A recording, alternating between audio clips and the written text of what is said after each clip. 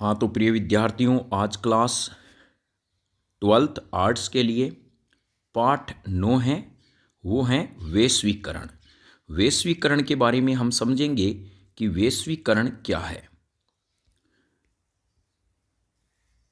तो प्यारे बच्चों, सबसे पहले इसका यदि हम अर्थ देखते हैं, क्या देखें? अर्थ देखें। तो अर्थ है वैश्वीकरण का प्रवाह। वैश्वीकरण का सामान्य अर्थ यदि हमें कहा जाए तो यह प्रवाह हो सकता है। और प्रवाह किस प्रकार से हो सकता है? प्रवाह पूंजी का भी हो सकता है, यानी एक देश से दूसरी देश में पूंजी जाती है। हम कहें श्रम का भी प्रवाह हो सकता है, श्रम का भी प्रवाह हो सकता है, विचारों का प्रवाह भी हो सकता है, और हम कहें विचारों के साथ साथ वस्तुओं का प्रवाह भी हो सकता है।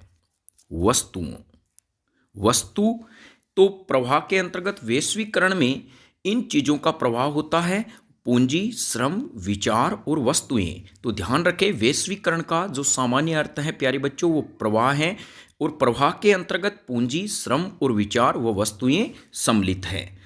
अब हमें कहा जाता है, यदि इनकी परिभाषा कहे कि वैश्वीकरण की परिभाषा, तो देखिए आप वैश्वीकरण में अर्थ इसमें इन्वॉल्व कर सकते हैं। और हम कहें कि वैश्वीकरण में किन किन का प्रवाह होता है, तो पूंजी, श्रम, विचार और वस्तुओं का होता है।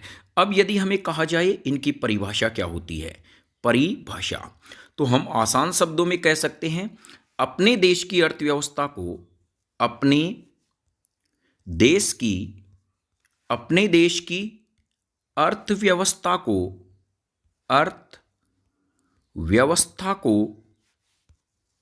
अन्य देश की अर्थव्यवस्था से जोड़ना। व्यवस्था से जोड़ना प्यारे बच्चों क्या कहलाता है? वैश्वीकरण कहलाता है। यानी परिभाषा में हम कह सकते हैं, यानी एक देश की अर्थव्यवस्था को दूसरे देश की अर्थव्यवस्था से जोड़ने से बेटर है। यदि हम एक सही कंसेप्ट में अपनी लाइन लिखें तो हम यहाँ पे कह सकते हैं प्यारे बच्चों, हमने इस प्रकार से इस परिभाषा को लिखा है कि अपने देश की यानी भारत की अर्थव्यवस्था को किसी अन्य देश की अर्थव्यवस्था से जोड़ना वैश्वीकरण कहलाता है हमारे हिसाब से। यानी तो आपको परिभाषा कही तो आप क्या कहेंगे? अपने देश की अर्थव्यवस्था को अन्य देश की अर्थव्यवस्था से जोड़ना वैश्वीकरण कहलाता है। तो चलिए, यहां पर आपने इस प्रकार इसको समझा। अब हम जो नेक्स्ट है उसको समझते हैं। वैश्वीकरण का प्यारे बच्चों एक सामान्य अर्थ तो इसका प्रवाह होता है। क्या होता है? प्रवाह। और वैश्वीकरण किसके समान माना गया है? वैश्वीकरण है वो भूमंडलीकरण। इसे यदि हम कहें भूमंडलीकरण कहें तो भी क्या है, यह कथन इसका पर्यायवाचिक हो सकता है वैश्वीकरण, और इसे भूमंडलीकरण भी कह सकते हैं। तो चलिए अब हम आगे वैश्वीकरण की जो अवधारणा है वो क्या है।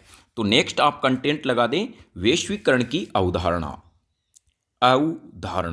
एकदम इजी टॉपिक है प्यारे बच्चों, और यह टॉपिक बहुत ही महत्वपूर्ण है, और इनमें हर बार जो है आपके 1 या 2 नंबर के प्रश्न आते हैं। तो वैश्वीकरण जो है प्यारे बच्चों अवधारणा, सबसे पहले तो यह ध्यान रखें, यह बहुआयामी अवधारणा है।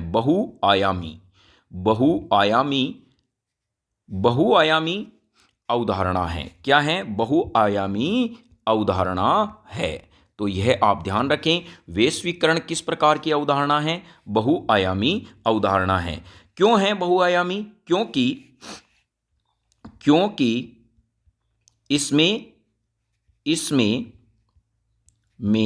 राजनीतिक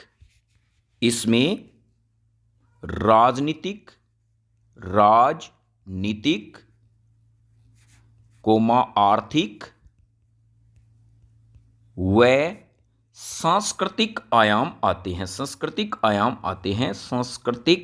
कृतिक आयाम आते हैं। प्रश्न यह भी आ सकता है आपके कि जो आपके पास में वैश्वीकरण है वो बहुआयामी प्रक्रिया क्यों है? तो आप कह सकते हैं कि वैश्वीकरण को बहुआयामी प्रक्रिया इसलिए माना जाता है, इसमें राजनीतिक, आर्थिक और सांस्कृतिक आयामों को सम्मिलित किया जाता है, इसीलिए ये बहुआयामी प्रक्रिया है। प्यारे बच्चों, एक बात आप याद रखें, पॉलिटिकल साइंस में यदि आप किसी फैक्ट में फंस जाते हैं तो 3 वर्ड आपके मदद कारगर होते हैं, इन्हीं पर पॉलिटिकल डिफेंड होती है। यदि आपको किसी भी कारक में यदि फंस जाते हैं, मुख्य कारक क्या है, तो आर्थिक, सामाजिक, सामाजिक, राजनीतिक, राजनीतिक व हम कह सकते हैं सांस्कृतिक ये कारक हैं।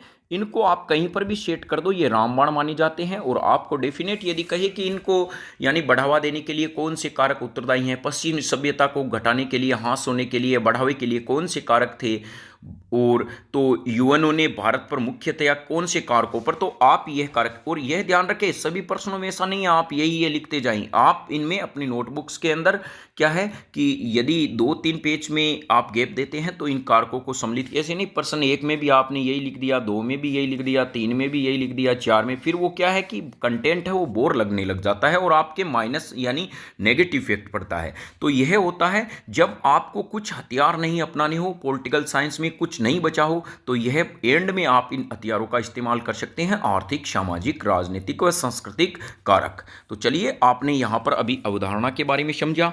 फिर हम कह सकते हैं वैश्वीकरण की प्यारे बच्चों जो प्रवृत्ति है वो 20वीं सदी के अंत में प्रबल हुई थी। यानी जो हमारी 20वीं सदी आई थी, 20वीं सदी, इसमें क्या है वैश्वीकरण की जो अवधारणा है उसने रफ्तार पकड़ी थी। और 21वीं जो सदी है तो ये तो है ही 20वीं, यानी हमारी जो 20वीं सदी में अंत में प्रबल हुई और 21वीं सदी में शुरू हुई। यानी जो वैश्वीकरण की अवधारणा है जो 20वीं सदी का अंत आया था, उत्तरार्ध आया था, उसमें ये क्या हुई थी, यानी प्रबल हुई थी। और इसकी शुरुआत हुई थी 21वीं सदी में, यानी शताब्दी में इसकी शुरुआत मानी जाती है। तो प्रश्न ये भी आ सकता है वैश्वीकरण की शुरुआत यदि विश्व के स्तर पर देखें, भारत में अलग है, विश्व के स्तर पर देखें तो कब हुई थी। तो चलिए आप इसमें नोट डाल लीजिए, 20वीं शताब्दी के, 20वीं सदी भी कह सकते हैं, सदी के अंत में वैश्वीकरण प्रक्रिया प्रबल हुई, जबकि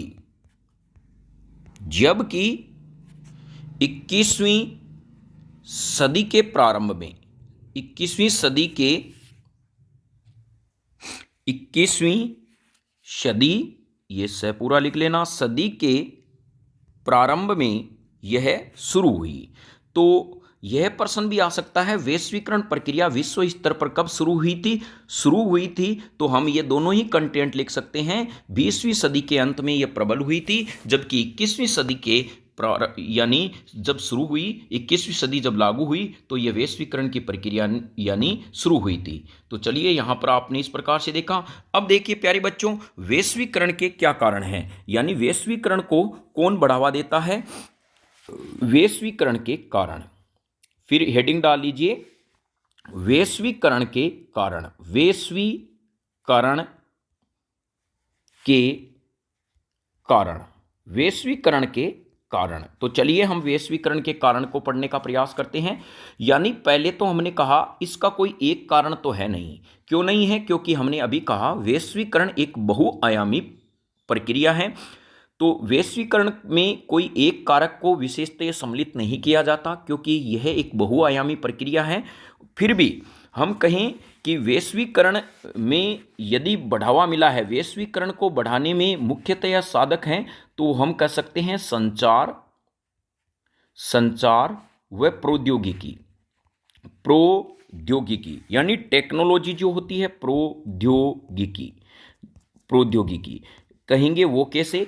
तो देखिए इंटरनेट के माध्यम से हम कह सकते हैं, मोबाइल के माध्यम से भी आज सूचनाएं एक देश से दूसरे देश में जाती है, रेडियो के माध्यम से भी हम सूचनाएं प्राप्त करते थे, टेलीविज़न के माध्यम से जैसे तमाम घटनाएं होती है तुरंत उसका प्रभाव पूरे देश पे पड़ने लग जाता है। प्रौद्योगिकी का मतलब हम टेक्नोलॉजी कहते हैं, ये संचार का भी निर्माण करती है। प्लस हम कहें कि जो देश जितने संपन्न मिसाइल बनाता है और जितने अत्याधुनिक हथियार बनाता है या नई टेक्नोलॉजी विकसित करता है, जैसे चांद पे जाने के लिए जो उपग्रह बनाता है उसका वर्चस्व उतना ही ज़्यादा रहता है। यानी हम कहें कि यह टेक्नोलॉजी का आदान प्रदान भी देश में एक जगह से दूसरी जगह पर होता है। तो वैश्वीकरण को बढ़ावा देने का मुख्य यदि कारक माना जाए तो वो संचार व क्या है, प्रौद्योगिकी है।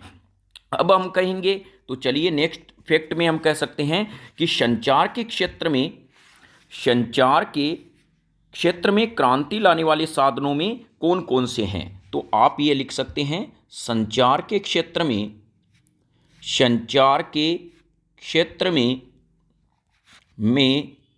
क्रांति लाने वाले साधन,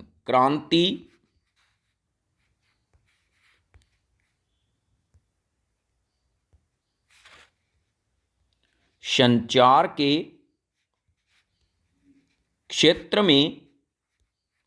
क्षेत्र में क्रांति लाने वाले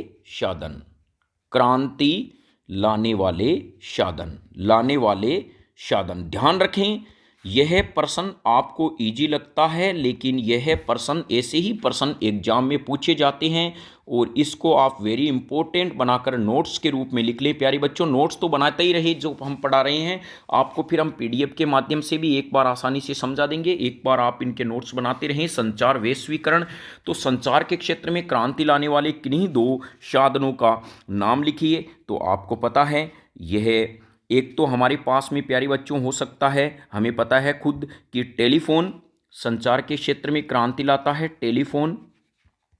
एक टेलीग्राम है। ये दो साधन हमारे पास में हो गए। एक हम कह सकते हैं माइक्रोचिप। नेक्स्ट इसको डिलीट करके लिख रहे हैं माइक्रोचिप।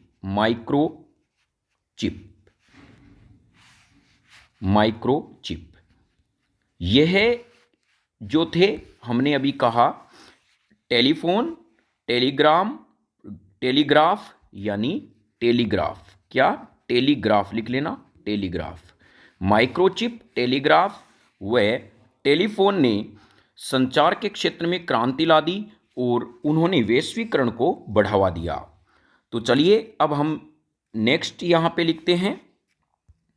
प्रश्न आता है प्यारे बच्चों, राष्ट्रवाद की आधारशिला किसने रखी। यानी इसी में वैश्वीकरण में है, राष्ट्रवाद की आधारशिला किसने रखी, आधारशिला किसने रखी। यानी आधारशिला किसने रखी थी राष्ट्रवाद की।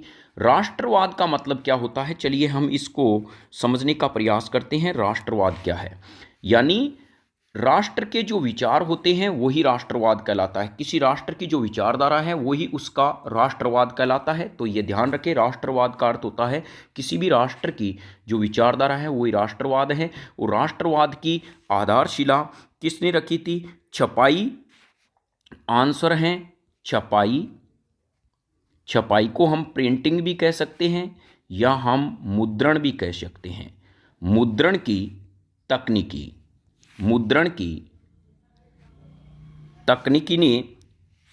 तकनीक ने राष्ट्रवाद की आधारशिला रखी। यह बहुत ही महत्वपूर्ण प्रश्न है प्यारे बच्चों कि राष्ट्रवाद आप समझ गए होंगे, किसी भी राष्ट्र की विचारधारा को राष्ट्रवाद कहा जाता है। जैसे गांधीवाद, गांधी जी की विचारधारा को ही गांधीवाद कहा जाता है। तो हम कह सकते हैं राष्ट्रवाद की आधारशिला किसने रखी, छपाई की मुद्रण तकनीकी ने राष्ट्रवाद की विचारधारा रखी। अब हम कहें कि वैश्वीकरण में किन जो हैं चीज़ों का आदान प्रदान होता है, यानी वैश्वीकरण में किन जो फैक्ट होते हैं उनका आदान प्रदान होता है। तो आप यहाँ पर लिख सकते हैं वैश्वीकरण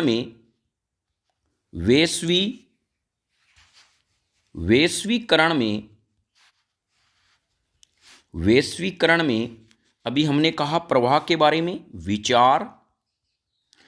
तो आप इसको यदि कोमा लगा के लिखते हैं उससे अच्छा यह होगा, वैश्वीकरण में निम्न कारकों का आवागमन यानी आगमन होता है, यानी निम्न जो हैं कारक हैं उनका आगमन होता है। नंबर 1 विचार, नंबर 2 पूंजी, नंबर 3 वस्तु। नंबर 4 प्यारे बच्चों श्रम। श्रम यानी श्रम का मतलब होता है लोग। तो बताइए, इस प्रकार से आपको लिखना है जिससे एग्जामिनर पे भी इफेक्ट पड़े। वैश्वीकरण में विभिन्न भागों में किन कारकों का जो है आदान प्रदान होता है? तो हम कह सकते हैं विचारों का, वस्तु का, पूंजी का व श्रम का। तो यहाँ पर हमारे पास में यह फैक्ट आते हैं। तो आपने आज वैश्वीकरण के सामान्य अर्थ के बारे में जाना। अब हमारा जो नेक्स्ट टॉपिक रहेगा प्यारे बच्चों वो इस प्रकार रहेगा, वैश्वीकरण का प्रभाव क्या है और भारत और वैश्वीकरण का संबंध क्या है और वैश्वीकरण का प्रतिरोध यानी जो है प्रतिरोध किस प्रकार से होता है उसके बारे में हम देखेंगे। तो चलिए अब इनसे पहले, अब जाने से पहले हम एक दो महत्वपूर्ण फैक्टों पर जो हैं वो चर्चा कर लेते हैं। व्यापार क्या है? प्रश्न आता है व्यापार क्या है? व्यापार क्या है? तो इसको हम आसान शब्दों में लिख सकते हैं, उत्पादकों से उपभोक्ता तक वस्तुओं का प्रवाह। यानी मान लीजिए यहाँ पर कोई कंपनी में कोई क्या बने, कुरकुरे बने, कुरकुरे बने। इन कुरकुरों को क्या करता है कि जो कुरकुरे हैं वो लोगों तक पहुंचाए जाते हैं, यही तो व्यापार कहलाता है। तो हम यहाँ पे क्या कहेंगे प्यारे बच्चों? व्यापार होगा उत्पादकों से उपभोक्ताओं तक वस्तु का प्रवाह। तो चलिए इसको आप इस प्रकार से लिख लें, उत्पादकों से उपभोक्ता तक, उपभोक्ताओं